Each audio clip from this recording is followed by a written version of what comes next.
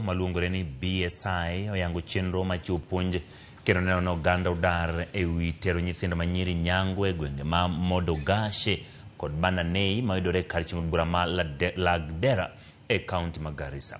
Kokalo chenro no, BSI geto chiwo puonj mopogore ne jopiny ewi midhiero ma nyithindo manyiri nyango kelo ne ngima dhano, paro kaachiel kod ne jodak. Timno mapod nenore e gwenge mopogore nyandwat ma piny Kenya. Nondo yango ne tambalo 80 ma jodak e kaunti ma Garissa podonjore timno, gino mosekelo luore kind riwruoge mopogore kamoting'o mago makendo ratich oganda.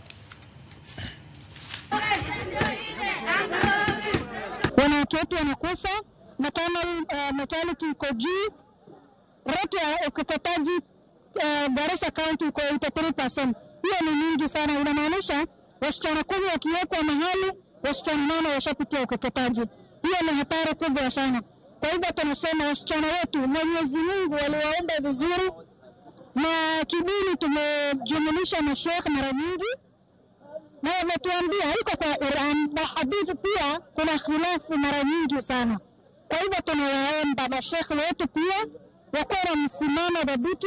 Hii ni dhulma ya kijinsia, dhulma ambayo inadhulumu mama, inadhulumu msichana, inadhulumu aina yoyote ambayo jinsia ya msichana vyovyote. Sisi kama wanaume, baada kuhamasishwa na kuungana na vikundi kadhaa ambayo inahamasisha watu kuhusu FGM, leo hii tumejua kwamba hakuna dhulma zaidi ambayo msichana anapata.